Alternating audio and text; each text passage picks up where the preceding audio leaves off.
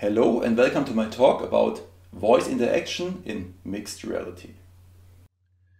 Augmented and virtual reality can offer new ways of interacting with digital content because it intermingles the digital content with its surrounding. Therefore, augmented and virtual reality are gaining more and more popularity in areas such as gaming, education, and social exchange. Although speech is considered the most natural way to communicate, it had yet failed to be established as an interface used in augmented and virtual reality. This is in contrast to alternative devices such as the personal computer or in ubiquitous computing, where voice interfaces such as Cortana, Siri, or Alexa have reached a frequent user base in recent years. To investigate why speech is not frequently used in augmented and virtual reality, one might find help in the scientific literature.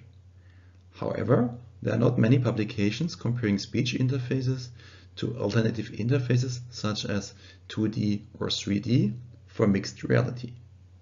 Also, most of the related literature is quite outdated, as both virtual environments as well as speech processing and understanding have made a large leap forward in recent years. It is also not given that the findings from dated literature are still valid for today's systems. As literature is not helpful, one might find better insights from best practice. Here, however, the existing applications do not show a homogeneous way of using the different modalities, and therefore no clear conclusion or guideline can be drawn. By analyzing the different properties of the interfaces, one might get a glimpse of what kind of interface might be useful for what kind of interaction in mixed reality. So, by looking at the table, we see that speech is an audiovisual medium, while the other interfaces are visual only. Speech is non-spatial. It has a high degree of freedom because it's only limited by its vocabulary size. Embodiment is possible for speech, but not necessary. Object manipulation is indirect. We can have interaction with objects which are out of arm reach. Non-sexual input is possible. We have a rather high interaction latency, and the use of speech interfaces are moderately commonplace. The challenge therefore remains to identify use cases where speech provides advantage over alternative interfaces to be used in mixed reality. Thus, empirical studies are needed. What we did by comparing speech interfaces to 2D and 3D within a given scenario. To do so, a test scenario is required which is of interest for a broad variety of users and which provides different interaction tasks. At the end, we decided to use a furnishing application because it is useful for a broad variety of users, as well as it offers a lot of different interaction possibilities. Because no application was already in existence which would offer different interfaces for the same strategies, we had to develop our own system. We used an HTC Vive with Unity and Google Cloud Speech. We identified different interaction tasks, including the selection, manipulation, positioning, rotation, creation, modification of the different objects, as well as the inclusion of text input. For instance, we see here the same task, coloring a cupboard by using the different interfaces. On the left side, we see the 2D interface, which consists of a plane showing different colors and different tools which had to be selected. On the middle screen we see the 3D interface. So here basically we could hold a brush. We had to use the brush with a different color, and then we had to go to the cardboard to paint it. And on the right hand side we see the speech interface. Here basically the cardboard could be repainted by just saying repaint the cardboard in blue, for instance. The test population consisted of 30 participants, 10 male, 20 female, with an average age of 30. The participants participated voluntarily without receiving any form of compensation, and the participants had in 2/3 experience with virtual reality, and 1/4 they had previous experience with speech assistance. The test procedure followed the 3 steps. First of all, they had 50 minutes of guided learning for each interface. The second step consisted in testing all 3 interfaces in random order by fulfilling 17 tasks. A task could be, for example, we need a brown cabinet, or place the cabinet in front of the wall ahead of you. And after they have fulfilled the 17 tasks, we ask the participants to answer a questionnaire. We want to start our discussion with the usability factors. The values shown here refer to a Likert scale from 0, which means strongly disagree, up to 10, which stands for strongly agree. The standard deviation is listed in brackets behind the respective mean values, and all differences considered here, which are relevant according to ANOVA, are marked with an asterisk. And those are also the points we are concentrating in our discussion. So we see here that the uncomplicated handling is in favor for speech in comparison to the other 2 interfaces. We have a very strong support for speech if we compare text input efficiency, which is not surprising.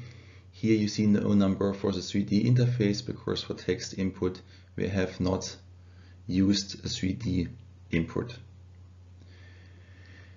If we see the point manipulation, we have an opposite picture.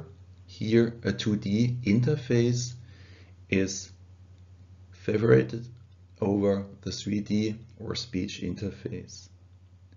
So here also, like a 3D manipulation, seems to be quite complicated. All other factors shown here have some variation, but they are not assumed to be statistically significant. Next, we want to have a look at the experience factors. So we ask the participants what is more fun to use, and here we see a clear ranking. The 3D interface is the most favorite, followed by speech, and on the last place here is a 2D interface. If it comes to learning or the ease of learning the interface, we see that speech is here on the first place. The 2D interface is ranked second, and on the third place, with a big gap to the other 2 interfaces, we see the 3D interface. The other factors we have investigated, like if the interface is professional, if it's efficient, and the overall experience, they are not statistically significant, even though if we look at the numbers, speech seems to be also here to have some advantages. As we all know, speech recognition as well as understanding is not error-free, and here we wanted to investigate how the overall experience is changing in dependence on the speech error. So by speech error here we refer to that the input could not be correctly understood by the system. And what we see here, it's a scatter plot and a regression line, and we see that the regression line is slightly decreasing. That means you have a better overall experience if the task of what you want to reach is correctly recognized. On average, errors occurred in about 70% of the interactions, while the error rate dropped to only 7% for participants with experience in speech interfaces. Inexperienced participants, on the other hand, had an error rate of about 20%. The occurrence of errors while using the speech interface also had an impact on the average rating the participants were asked to give in the questionnaire. This is not shown here on the slide. So from this finding, it is obvious that speech interfaces for virtual and augmented reality have or can improve if the users are more experienced in speech interfaces. Several times it had been observed that when a participant went through an error in regards to the speech interface, for example, the interface misinterpreted a rather complex input, they lowered the complexity of their input. For some participants, this even affected the subsequent tasks, leading them to break up the tasks into a sequence of operations as is required with the other tested interfaces. This could mean that people, very likely, especially those with lower previous experience in speech interfaces, misunderstood the way speech interfaces works and tried to accommodate by adapting their speech pattern to what they thought was easier for the computer to comprehend. Here once more we used a scatter plot to investigate the overall experience, but yet in comparison to the number of steps instead of the speech error.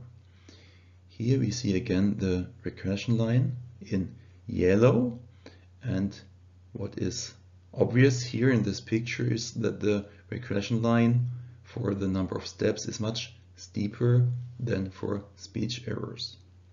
That means that the users rate the number of steps they need to reach their goal or the influence on the overall experience much higher than speech errors. So for the interaction designer or dialogue designer here, it's very important to offer different strategies to reach the goal for the user as fast or with as less steps as possible. From the last scatter plot, we saw already that users differ broadly in the number of average steps they need to reach their goal, ranging from a little more than 1 up to nearly 4 steps. In this diagram, we see an overview of how often it took users to fulfill a task with the respective number of steps for the speech interface. In average, it took 1.9 steps to fulfill a task. We can clearly observe that some people need a couple of steps, or in most of the times only 1 step to fulfill their task, while others had problems to fulfill their task within a reasonable number of steps. Here on the right hand side.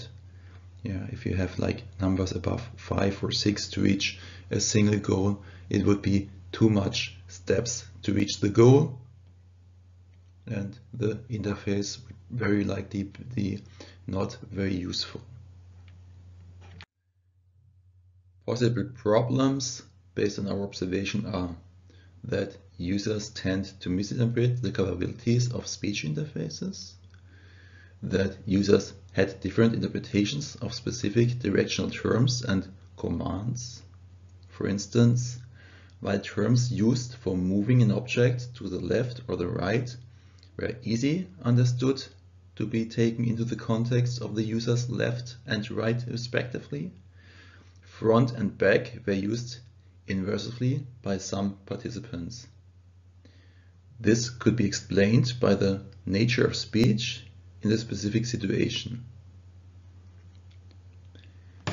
And the third finding was that users might be afraid to hastily speak out a speech command because of a missing undo function. So in fact we had an undo function, but the users were not aware about it. Another important aspect is task completion time. That means the time the user needs to fulfill or to complete his goal. So here we see that the 2D interface is the fastest.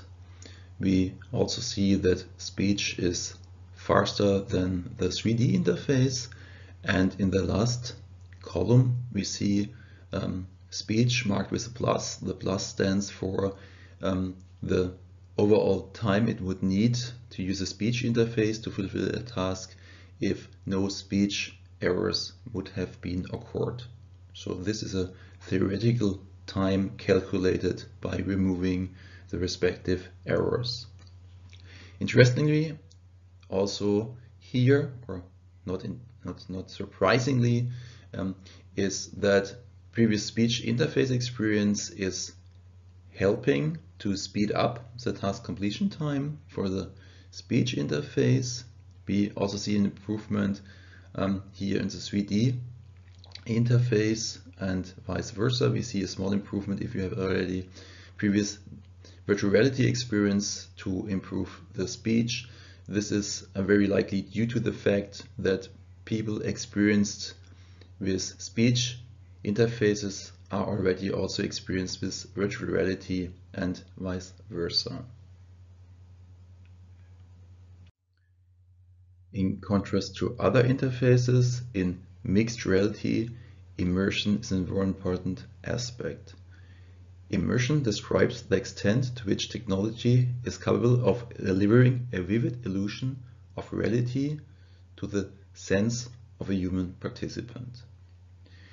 So by using a different interface, the immersion might be distorted.